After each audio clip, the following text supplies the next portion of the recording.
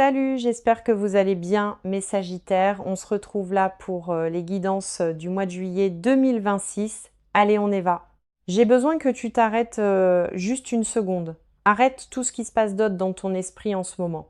La liste des choses que tu dois faire, l'inquiétude qui tourne en arrière-plan toute la journée, la chose pour laquelle tu n'arrêtes pas de vérifier ton téléphone, pose tout cela pour l'instant parce que ce que je m'apprête à partager avec toi mérite toute ton attention. Non pas parce que je vais dire quelque chose que personne n'a jamais dit auparavant, mais parce que la combinaison précise de ce que je m'apprête à dire et du moment précis de ta vie où tu l'entends va créer quelque chose de réel, quelque chose qui bouge en toi, puis qui bouge dans ta vie d'une manière qui va te surprendre. Et je n'utilise pas le mot miracle à la légère, je l'entends dans le sens le plus concret, le plus pratique, celui du cela arrive vraiment à de vraies personnes. Un miracle n'est pas quelque chose qui défie la réalité. C'est quelque chose qui dépasse tes attentes actuelles de la réalité de manière si significative que le seul mot qui convient est miracle. Et ta réalité est sur le point de dépasser tes attentes exactement de cette façon. Maintenant, laisse-moi te poser une question honnêtement. Quand as-tu cessé d'attendre de bonnes choses? Non pas quand as-tu cessé de les espérer. Tu espères encore, sinon tu ne serais pas là. Mais quand est-ce que l'espoir est devenu quelque chose que tu fais discrètement, en privé, avec une sorte de rapport gêné à celui-ci? Comme si tu savais que tu étais censé y avoir renoncé depuis longtemps, mais que tu n'arrives simplement pas tout à fait à le faire complètement. Pour certains d'entre vous, ce basculement est survenu après une perte précise, une relation qui s'est mal terminée, un effondrement financier dont la remise s'est révélée plus longue que ne l'a compris quiconque autour de toi, une trahison de la part de quelqu'un à qui tu avais confié quelque chose d'important. Pour certains d'entre vous, cela a été plus progressif, une lente accumulation de presque, de pas tout à fait et de proches, mais pas assez proches, qui a fini par recalibrer ta base d'attente vers le bas sans que tu prennes la moindre décision consciente de laisser cela arriver. C'est arrivé, tout simplement. De la manière dont l'érosion se produit lentement, invisiblement, jusqu'à ce que tu regardes le paysage et que tu réalises qu'il a l'air complètement différent de ce qu'il était, sans que tu puisses désigner un seul moment où le changement s'est produit, quelle que soit la version, qui est la tienne, la rupture nette et précise ou la lente érosion, je veux que tu saches quelque chose d'important. Ce recalibrage était une réponse de survie. C'était ton système qui essayait de te protéger et il t'a bien protégé, mais il a aussi créé un plafond sur ce que tu t'autorises à recevoir. Et c'est ce plafond que nous démantelons aujourd'hui, ici, maintenant, dans cette conversation. Parce que voici la vérité au sujet des miracles et de la raison pour laquelle ils arrivent à certaines personnes et semblent en contourner d'autres. Ce n'est pas une question de mérite. Ce n'est pas une question de chance au sens passif et aléatoire. C'est une question de réceptivité. Et la réceptivité n'est pas quelque chose que l'on possède ou que l'on ne possède pas. C'est quelque chose que tu choisis chaque jour. Dans un millier de petites décisions, rester ouvert ou rester protégé, tendre la main vers quelque chose ou te crisper contre cela, traiter une bonne chose inattendue comme réelle, ou chercher aussitôt l'explication qui la rend plus petite, plus sûre et moins susceptible de te décevoir si elle s'avère ne pas être ce qu'elle semblait.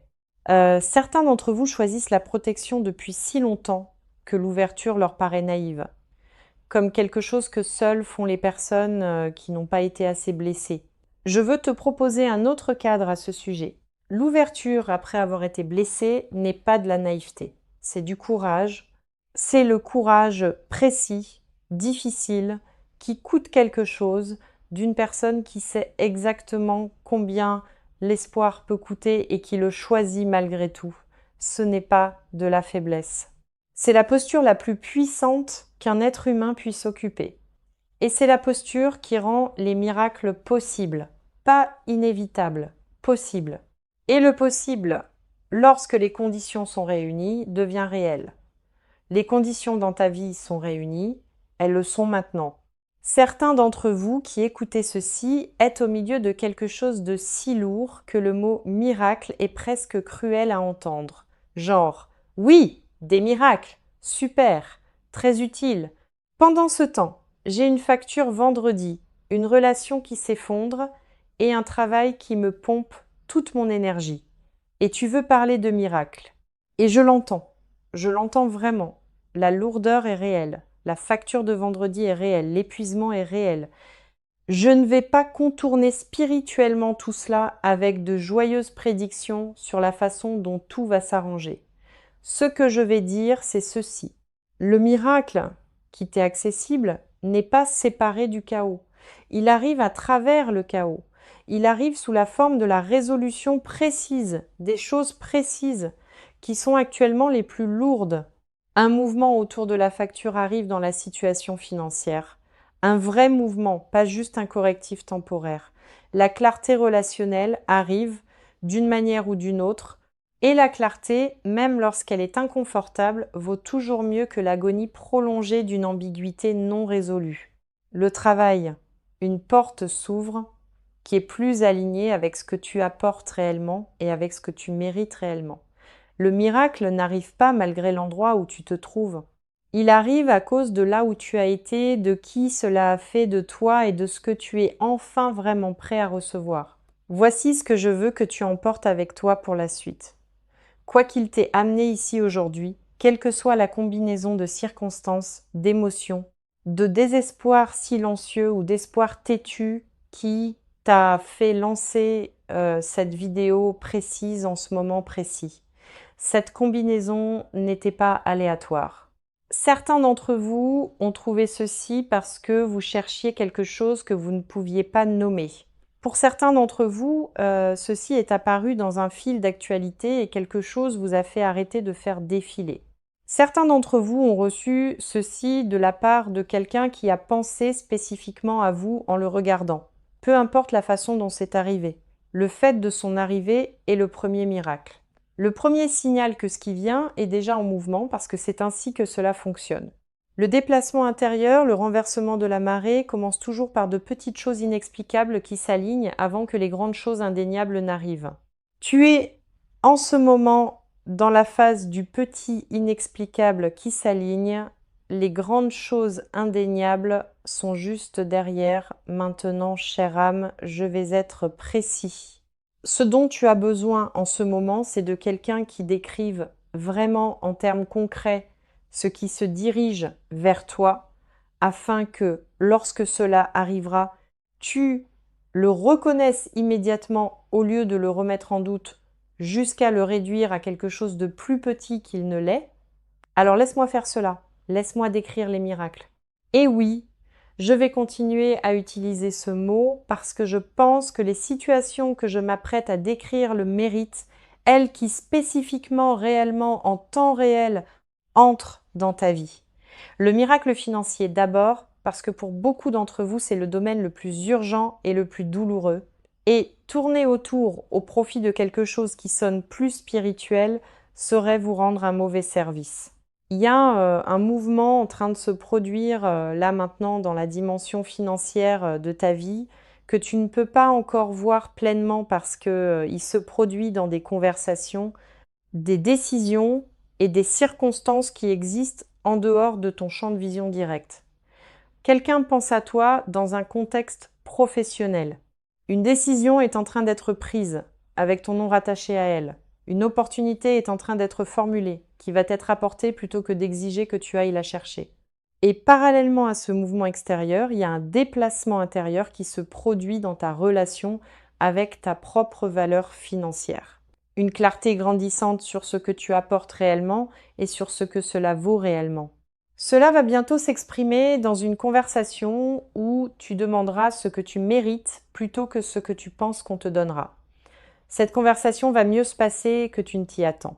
Le chiffre que tu demanderas sera accueilli autrement que la peur ne te le dit, et le résultat de cette conversation sera le début d'une réalité financière fondamentalement différente de celle dans laquelle tu as vécu. Pas légèrement améliorée, fondamentalement différente. Voilà le miracle financier. Il a un mécanisme humain, une conversation, une décision, une opportunité. Mais son timing, la manière précise dont il arrive dans ta vie précise en ce moment précis n'est rien de moins que miraculeux. Certains d'entre vous attendent une somme précise, un montant précis qui changerait tout, qui solderait la chose qui vous étouffe, qui créerait le coussin qui vous laisserait respirer, qui financerait la chose que vous essayez de construire sans ressources suffisantes. Je ne vais pas te donner un calendrier exact. Ce que je vais te dire, c'est que le chemin vers cette somme précise est en ce moment plus court qu'il ne l'a jamais été auparavant. La distance entre l'endroit où tu es et celui où tu as besoin d'être financièrement s'est réduite grâce à un travail que tu accomplis et qui n'a pas encore produit de résultats visibles. Les résultats visibles arrivent, l'accumulation invisible est sur le point de percer la surface, et quand elle le fera, sa vitesse te paraîtra miraculeuse. Même si c'est le résultat parfaitement logique de tout ce que tu as fait, reste en mouvement, continue de construire. Le miracle financier n'arrive pas à une personne assise sans bouger. Il arrive à toi en mouvement, continue d'avancer. Le miracle relationnel. Et je veux aborder celui-ci avec soin, parce que les miracles relationnels sont compliqués d'une manière que ne le sont pas les miracles financiers.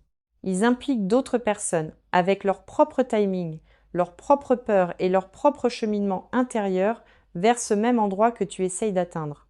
Le miracle relationnel qui vient pour toi est l'une de deux choses, et tu sais probablement déjà laquelle s'applique à ta situation.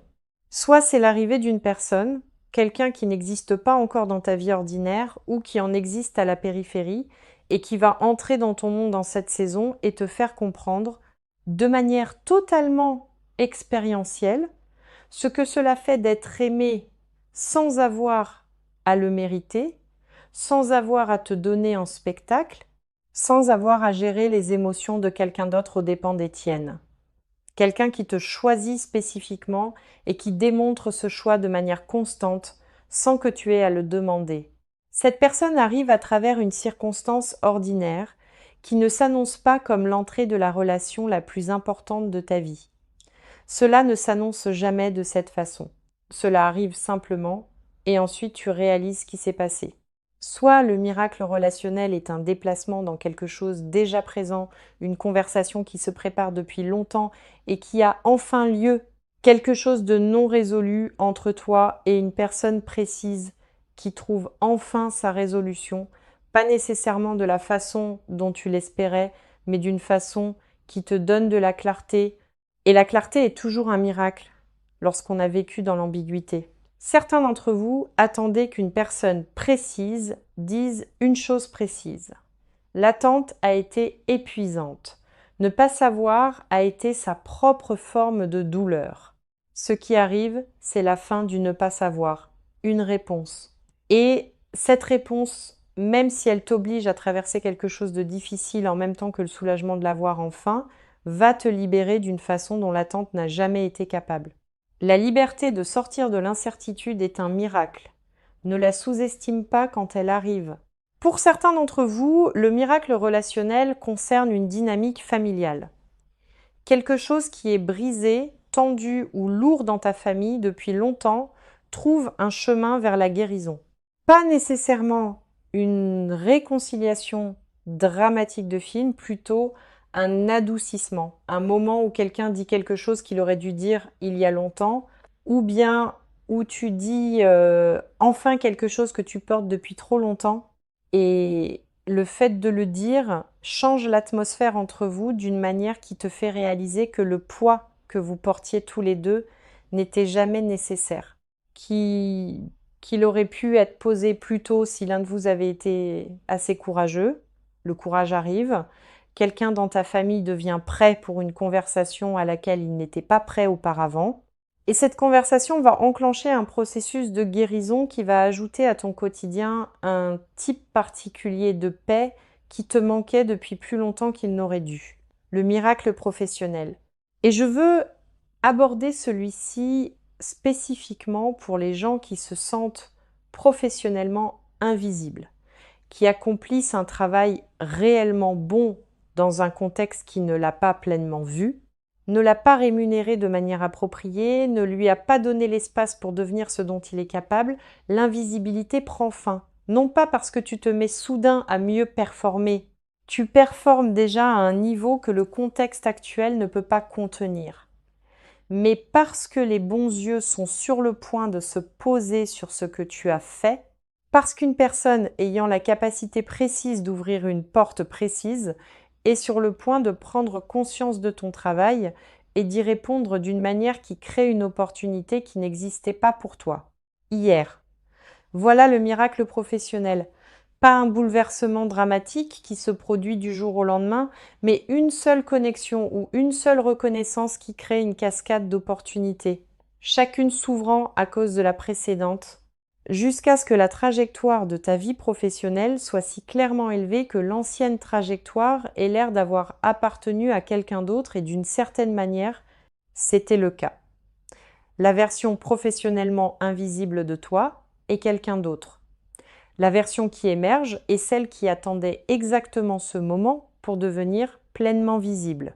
Pour ceux d'entre vous qui construisent quelque chose de manière indépendante, une entreprise, une pratique créative, une plateforme, un service Le Miracle qui vient, et le point de bascule, le moment où ta chose passe de prometteuse à indéniable, où l'élan que tu bâtis soigneusement atteint un seuil qui commence à s'entretenir de lui-même, plutôt que d'exiger un effort manuel constant de ta part, où les résultats commencent à arriver plus vite qu'auparavant et où la nature cumulative de tout ce que tu as construit devient visible, non seulement pour toi, mais pour le monde autour de toi. Certains d'entre vous sont plus proches de ce point de bascule qu'ils ne le réalisent.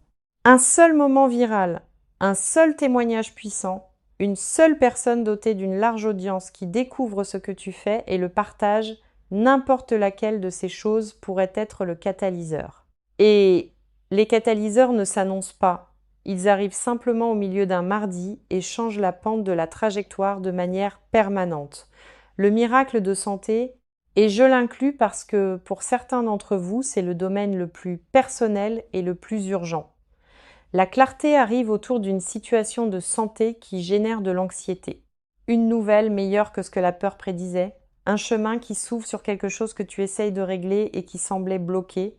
Ton corps est remarquable dans sa capacité à changer lorsque les conditions changent, lorsque le stress qui a supprimé son fonctionnement naturel commence à se lever, lorsque le bon soutien arrive.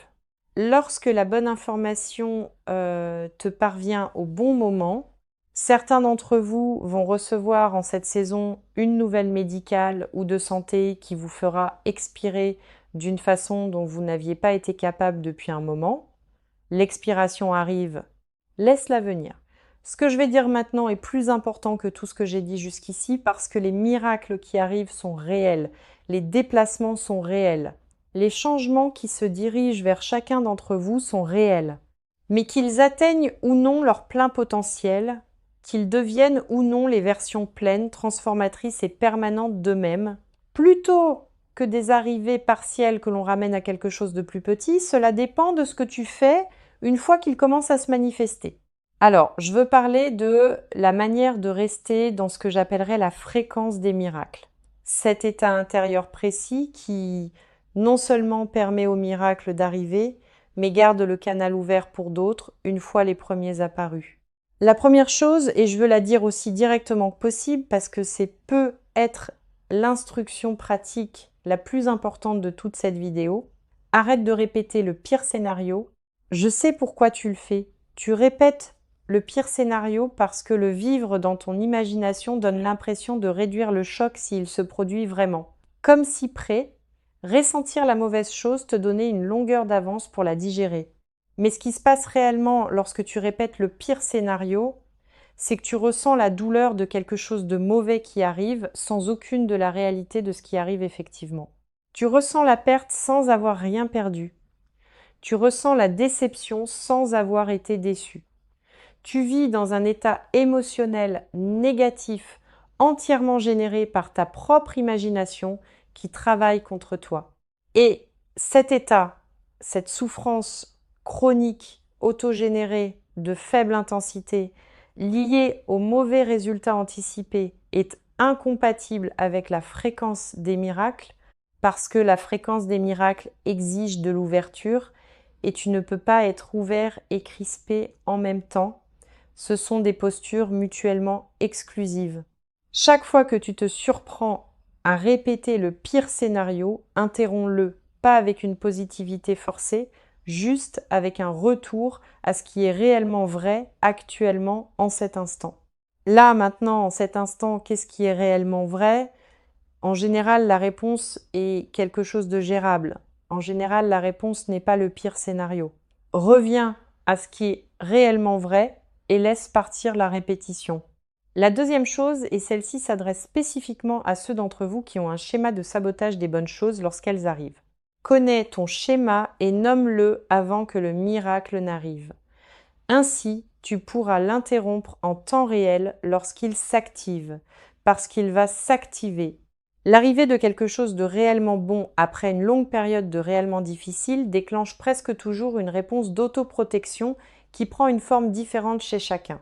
Chez certains d'entre vous, cela ressemble à trouver soudain des raisons pour lesquelles la bonne chose n'est pas tout à fait bien. L'opportunité a un défaut. La personne a un signal d'alarme. L'offre a des conditions qui la rendent moins que ce qu'elle semblait. Chez certains d'entre vous, cela ressemble à partager aussitôt la nouvelle avec la seule personne de ta vie qui introduira le doute. Non pas parce que tu le veux, mais parce qu'une partie de toi se sent plus en sécurité si quelqu'un d'autre a revu tes attentes à la baisse avant que tu ne le fasses toi-même. Chez certains d'entre vous, cela ressemble à passer aussitôt au désir suivant avant d'avoir pleinement reçu ce qui vient d'arriver. Le miracle se pose et au lieu de l'habiter, tu es déjà concentré sur la prochaine chose qui n'est pas encore arrivée. Sache quelle version est la tienne. Nomme-la et lorsque tu la sens s'activer parce que tu la sentiras s'activer, probablement très bientôt interromps-la consciemment. Dis-toi à voix haute si tu en as besoin, c'est mon schéma et c'est pas le moment de le laisser tourner, c'est le moment de recevoir pleinement et ensuite reçois pleinement. La troisième chose concerne la gratitude. Et je veux dire quelque chose au sujet de la gratitude qui va au-delà de sa version standard, parce que je pense que la version standard soit reconnaissant pour ce que tu as, compte tes bénédictions, concentre-toi sur le positif et vrai, mais incomplète. La gratitude dont je parle est plus précise que cela. C'est la gratitude qui est dirigée non seulement vers ce qui est déjà présent, mais vers ce qui est en cours.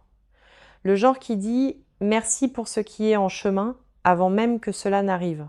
Non pas parce que tu essaies de manifester quoi que ce soit par la force de la pensée positive, mais parce que l'état de reconnaissance authentique pour ce qui est en cours crée une ouverture intérieure précise, qui est neurologiquement, fonctionnellement incompatible avec l'anxiété. Tu ne peux pas être authentiquement reconnaissant et authentiquement anxieux en même temps. Ils occupent le même espace neuronal et l'un déplace toujours l'autre. Alors quand l'anxiété celle de savoir si le miracle est réel, s'il arrive vraiment, si tu te prépares à une nouvelle déception commence à monter, va chercher une gratitude précise et authentique pour ce qui est en cours. Le déplacement financier en cours, le miracle relationnel en cours, l'ouverture professionnelle en cours, la clarté de santé en cours. Remercie ces choses de venir avant qu'elles n'arrivent, non pas comme un rituel magique, mais comme un état d'ouverture authentique, ancré, choisi, et regarde ce que cela fait à l'anxiété. Regarde-la perdre son emprise. Regarde l'espace qui s'ouvre.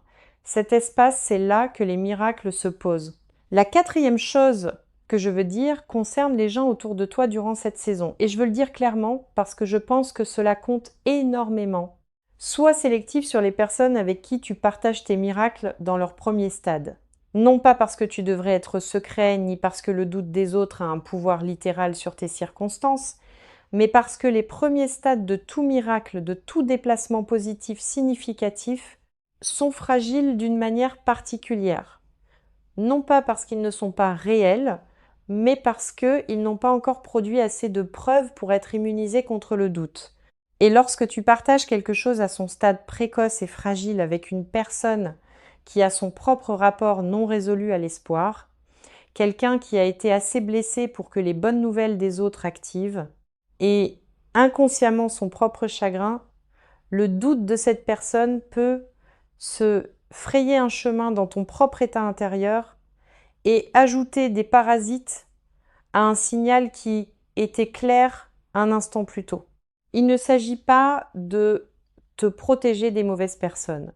La plupart des gens qui pourraient ajouter du doute à ton miracle sont des gens qui t'aiment sincèrement. Ce ne sont simplement pas les bonnes personnes pour les premiers stades.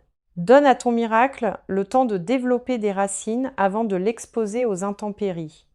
Laisse-le devenir solide dans ta propre expérience d'abord.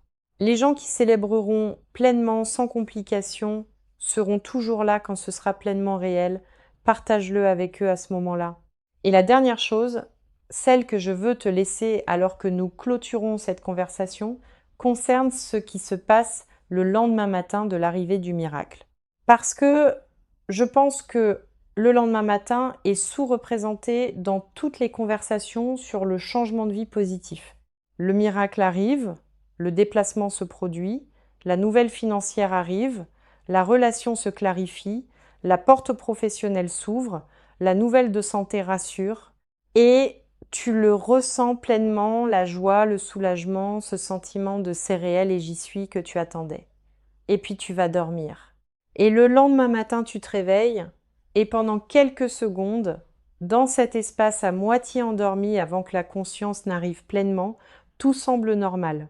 Et puis tu te souviens et cela te frappe à nouveau. La bonne chose est arrivée. Le miracle est réel. C'est ta vie maintenant. Et cette seconde vague, la vague du lendemain matin, cette confirmation que c'est toujours vrai à la lumière du jour, c'est l'une des expériences les plus discrètement extraordinaires accessibles à un être humain. Le miracle qui se confirme lui-même dans la lumière ordinaire du matin, la bonne nouvelle qui a survécu à la nuit et qui est exactement aussi réelle et aussi bonne dans la froide réalité pratique d'un nouveau jour qu'elle l'était dans la chaleur de l'instant où elle est arrivée, cette confirmation vient pour toi. La vague du lendemain matin est en chemin. Et quand elle te trouvera, quand tu te réveilleras, te souviendras et que ce sera toujours réel, je veux que tu t'autorises pleinement à le ressentir complètement, à ne pas passer aussitôt à ce qui doit arriver ensuite. À ne pas commencer à planifier, gérer et exécuter avant d'avoir habité le miracle ne serait-ce qu'un seul matin entier. Laisse simplement ce matin être ce qu'il est. Une preuve, une confirmation, l'univers qui tient parole, le miracle qui est arrivé, ta vie qui a changé, toi, la personne précise qui a lancé cette vidéo, qui est arrivée de l'autre côté de la saison difficile, quelle qu'elle ait été, et qui mérite complètement, sans question, sans condition, chaque belle chose que l'autre côté se révèle contenir.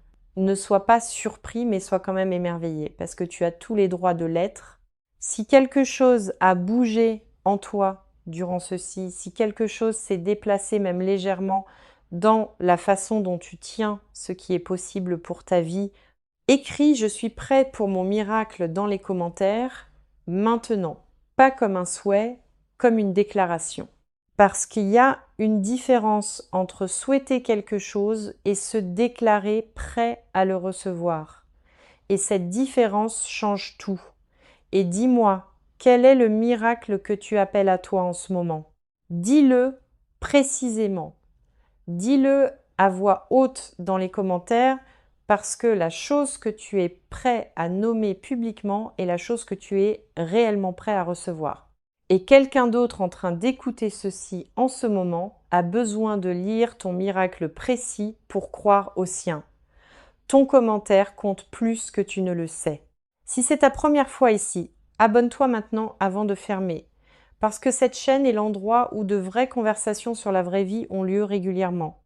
Et la prochaine vidéo est déjà en chemin pour te trouver. Écris « Je suis prêt pour mon miracle ». Dis-le comme si tu le pensais vraiment. On se retrouve dans les commentaires.